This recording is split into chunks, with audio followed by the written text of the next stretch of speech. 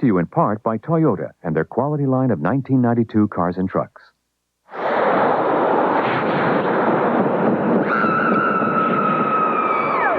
Welcome to horror, Hollywood style. Blood-sucking vampires, grotesque monsters, and beautiful heroines lurk in a world of celluloid terror. A century of big-screen screams awaits as ghosts, ghouls, and goblins escort you on a frightful tour of the Nightmare Factory. You think this house might be haunted? Actually, this is the Magic Castle. For many years now, a private club for magicians settled in the hills of Hollywood. Maybe you don't believe in magic, or ghosts, or monsters, but we all have our nightmares. Those terrifying dreams of the things we fear the most. Those ghosts and ghoulish creatures that haunt our sleep. That secret dread, the fear of the unknown.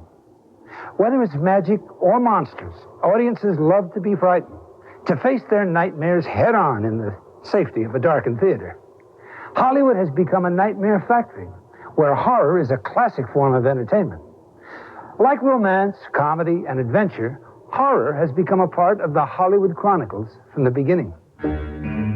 At the turn of the century, French filmmakers explored images of ghosts and goblins in these short subjects, which they tinted by hand.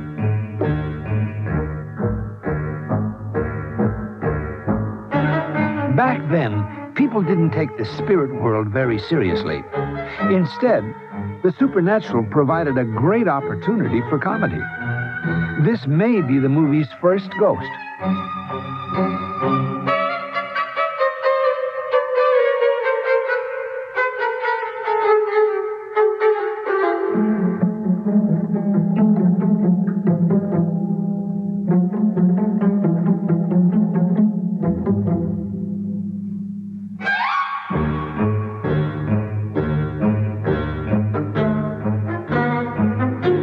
The devil, on the other hand, was something most people really believed in. There was no need for sight gags or pratfalls to keep audiences interested in him. Although this film seems naive and almost comical today, this was a frightening spectacle to early audiences.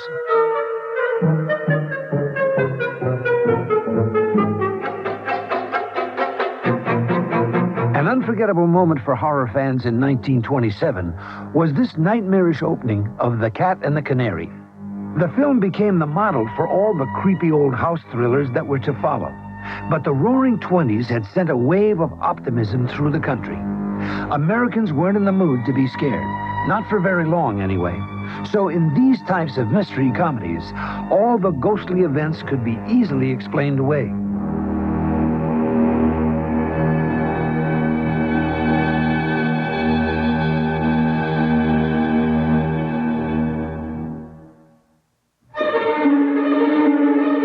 Comedy star Harold Lloyd poked fun at haunted houses, playing the supernatural strictly for laughs.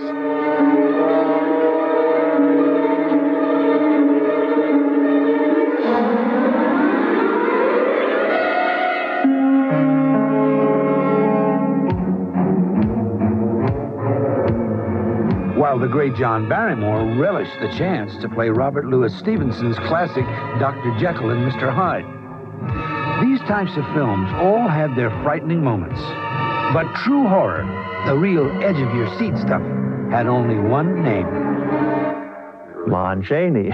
Lon Chaney Sr., the man of 1,000 faces, yes, in Hunchback of Notre Dame as Quasimodo, and Eric, the Phantom of the Opera, and in the film The Monster, because he had mute parents, that gave him a great deal of insight into miming, and early on he just became interested in human beings. He would go down amongst the dregs of society where nobody would recognize him, and mingle with boozers and boxers and down and outers, and learn from him and incorporate it into his art.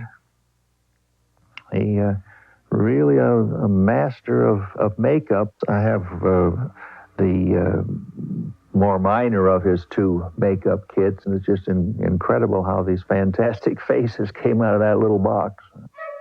Chaney's mastery of makeup and his incredible ability to contort his body led to a popular saying, "Don't step on it, it might be Lon Chaney." Though fans loved the chance to see him without makeup, they packed movie houses coast to coast to shiver and squirm before his bizarre galaxy of monsters.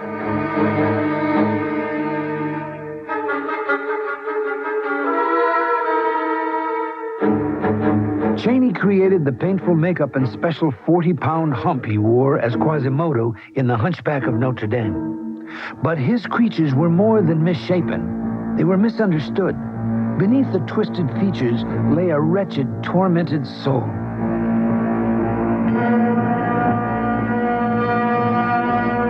The role in which it all came together, the anguish, the terror, the monstrous face, was the Phantom of the Opera. The unmasking scene holds its powerful impact more than 60 years later. Chaney's riveting performance made him the undisputed king of horror.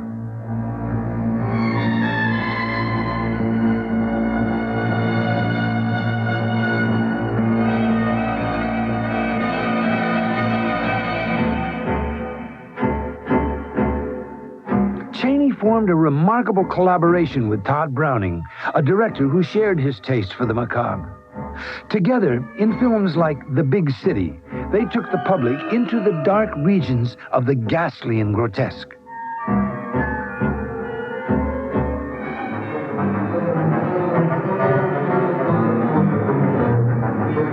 In 1930, they were preparing to make a movie with sound. It would be America's first full-on horror film.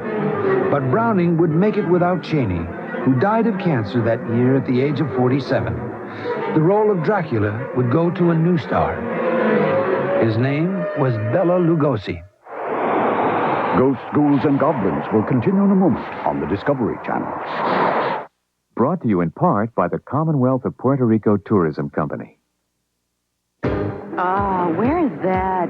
Oh, it's gorgeous. Nice beaches. It's tropical. I think I will guess Hawaii. Whoa. No. Oh, look at this vast open rockiness. Oh, it's green. It's gorgeous. Look at that. It's a man's vacation. It's Scotland. Scotland. Oh, nightlife. Monaco. Oh, don't say no. No. Where the new world meets the old world, discover the new old world. Puerto Rico. Puerto Rico. Oh, I should have known.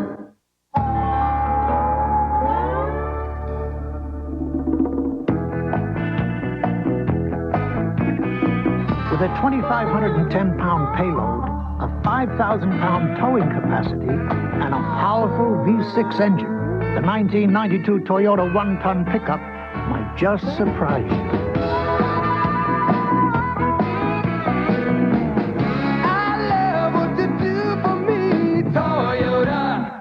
Today, people around the world have a new reason to smile.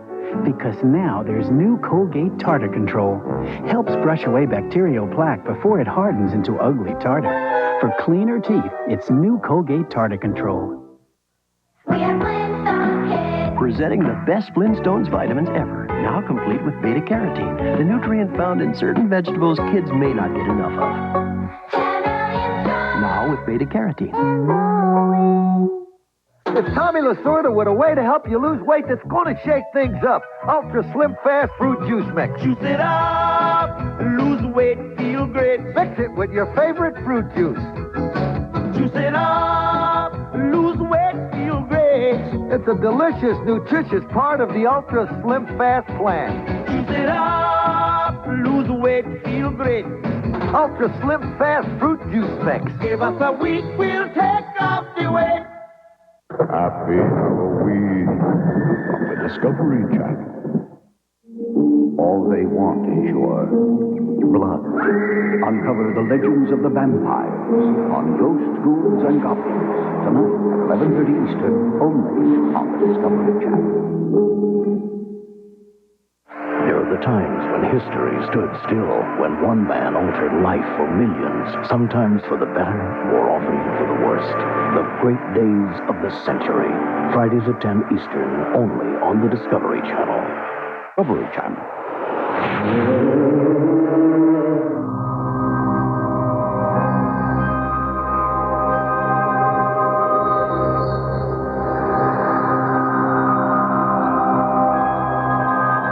When Universal Studios cast Bela Lugosi as Dracula, it was a turning point in the history of horror. A decade earlier, this vampire character would have been laughed right out of the theaters.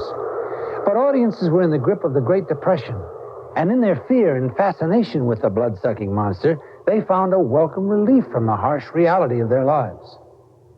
Lugosi's enormous success as Dracula opened wide the door to the Nightmare Factory.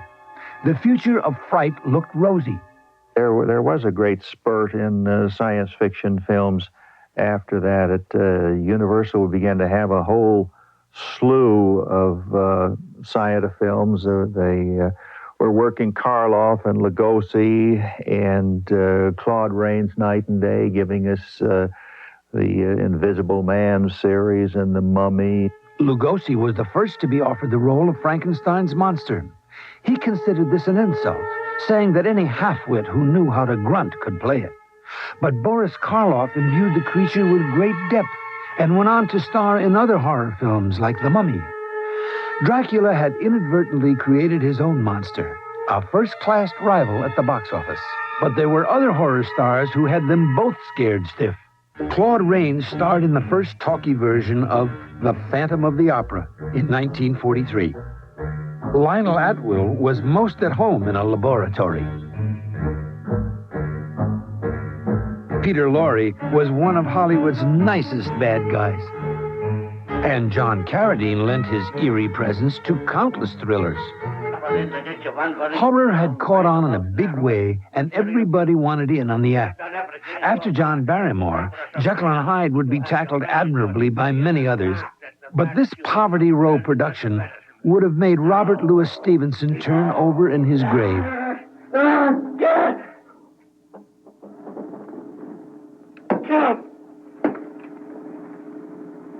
Oh, my God. Oh, bless my God.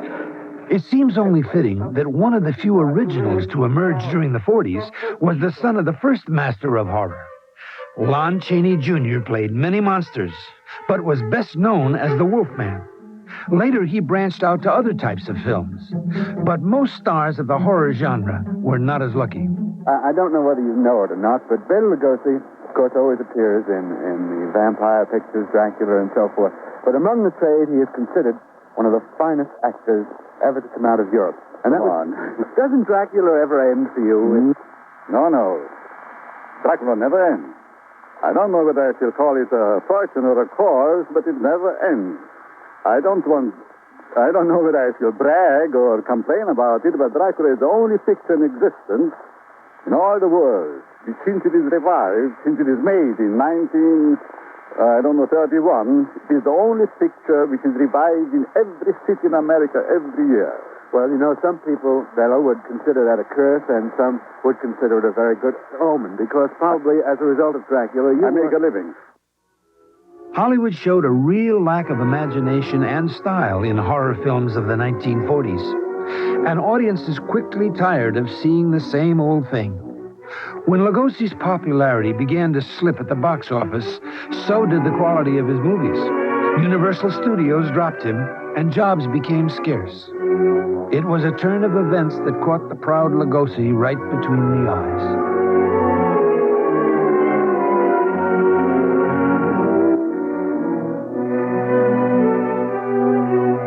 Creature features were in a rut, and their biggest star rapidly descended into self-deprecation and parody.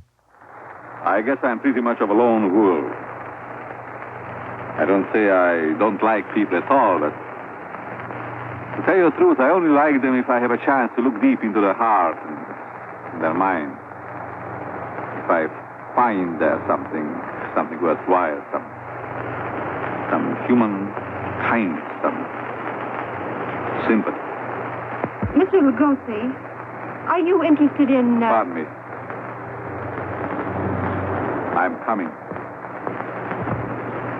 Why, I didn't hear anyone calling. I'm sorry.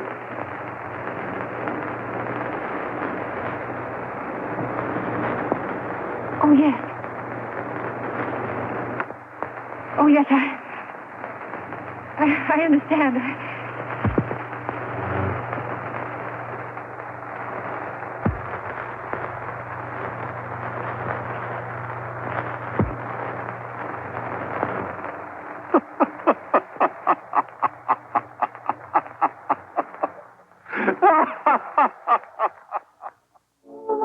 But for Lugosi, it would soon be no laughing matter. Public taste was changing, and he was not able to change with it.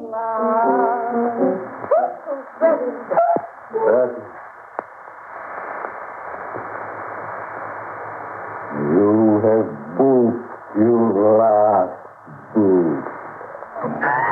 With that, Count Dracula gasped his last breath. Ghosts, Ghouls, and Goblins will continue in a moment on the Discovery Channel.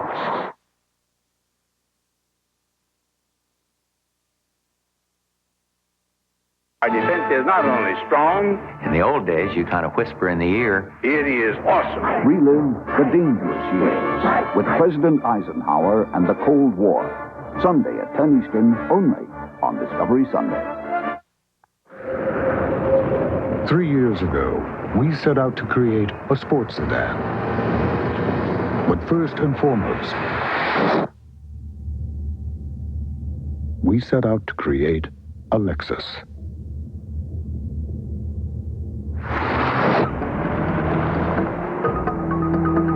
Introducing the new Lexus ES 300 Sports Sedan.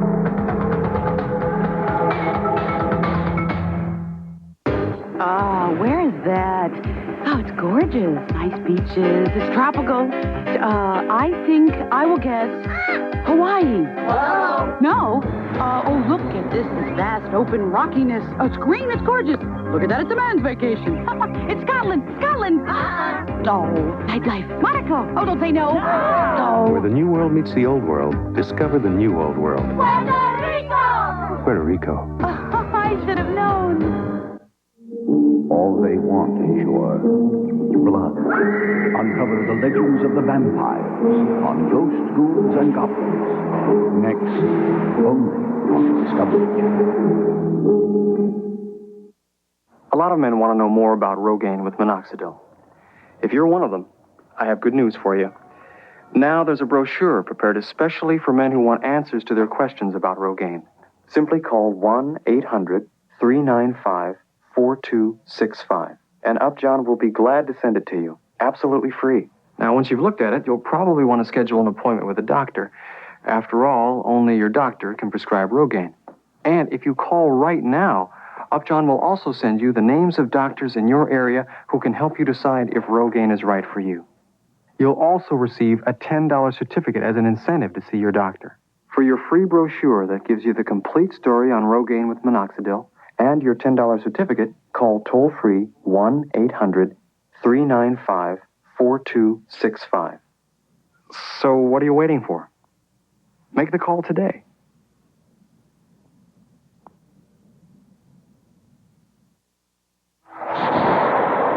We now return to Ghosts, Ghouls, and Goblins on the Discovery Channel. During World War II, millions of people stared into the face of death or felt its hand on their shoulder. Everyone had been touched by it in some way. After that, ghosts and wolfmen seemed pretty silly. The horror film needed a new slant, a fresh perspective that reflected the changing attitudes of the time. In the 50s, Samuel Arkoff found a way to make horror films work. You see, when the studios were making 60 pictures a year, they had room for a few horror pictures. When they weren't making those anymore, there was nobody there to tell them that the desire for horror, or the instinct for horror, or the affinity for horror still remained. They just stopped making them. Arkoff formed American International Pictures in 1954, and over the next 3 decades, he kept audiences screaming for more. I've succeeded probably, I think, because A, I was lucky, and B, I was 51% right.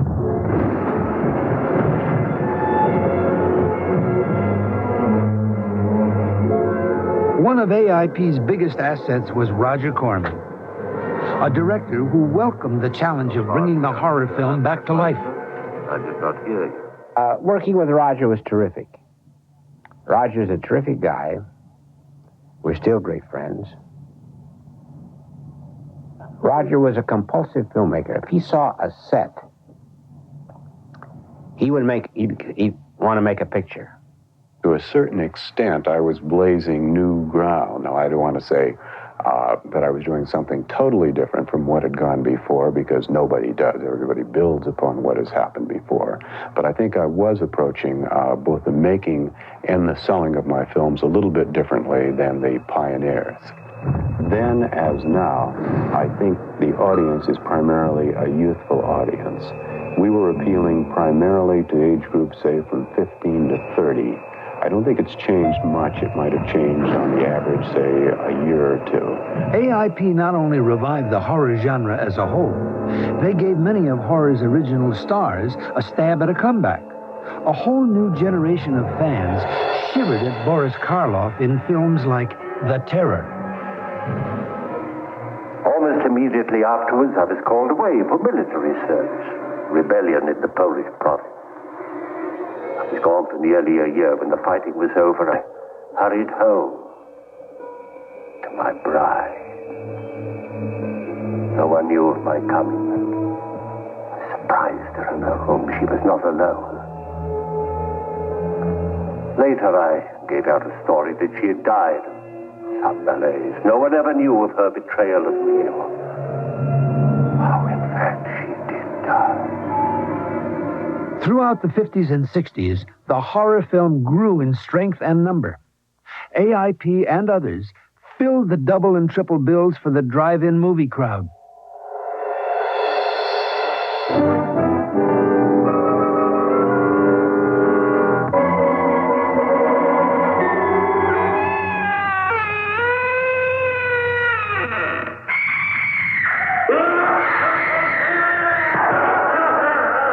I'm Vincent Price, and you're invited to my party in the house on Haunted Hill, where so far the ghosts have murdered only 7 people. So won't you come and make it 8? The nuclear age inspired filmmakers to invent monsters that even Lon Chaney never would have imagined.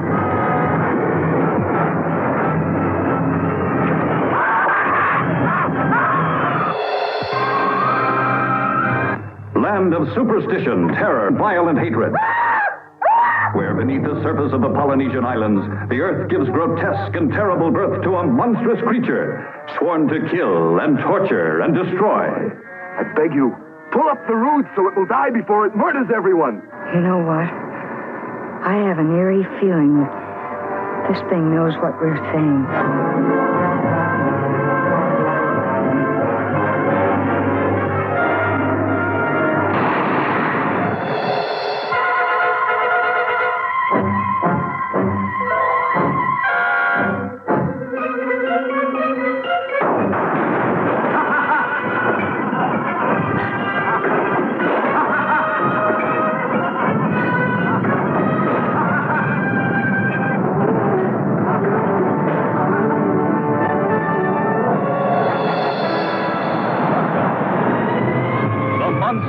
Piedras Blancas, the world's most shocking monster, stalks its unsuspecting prey, feasts its eyes on the next victim to writhe in its slimy arms. The screen's most nightmarish beast.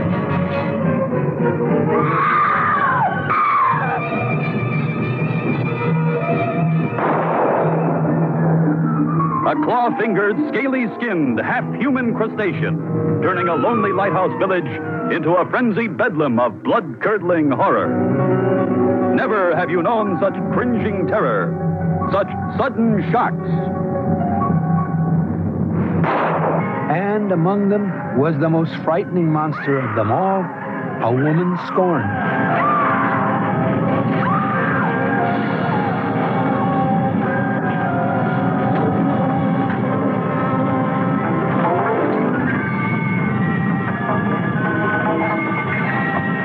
Once a normal, voluptuously beautiful woman, she drove into a nightmare of horror and saw descending from the sky a titanic monster whose fearsome touch became a frightful curse. Attack of the 50-foot woman, incredibly huge, with incredible desires for love and vengeance.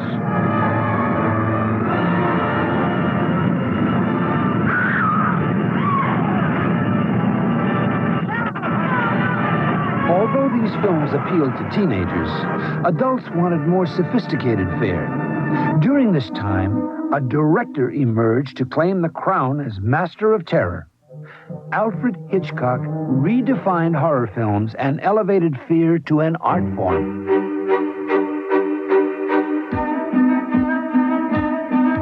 These are not real fears, the horror picture. It's very important that you can get afraid but know that you're basically safe. You're sitting in a theater, you know you're safe. The roof isn't going to come down. Nobody's going to shoot you in the theater, presumably. And so therefore you can have these scares, and the more realistic they are, fine, the better you feel, because you know basically down deep in your own gut you're safe.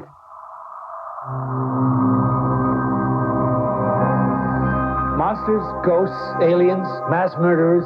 This is the stuff of nightmares and of the Nightmare Factory. Movies have given names and shapes to our fears and allowed us to scream with complete abandon right along with everyone else in the theater.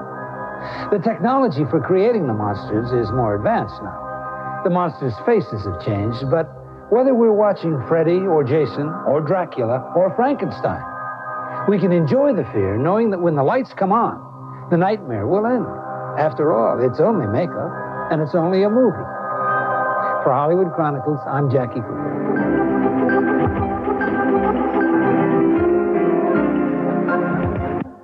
It's late at night. A shadowy figure is outside your window. It wants something, and only you can satisfy the hunger. As Halloween evening continues, confront the vampire on Ghosts, Ghouls, and Goblins. Next.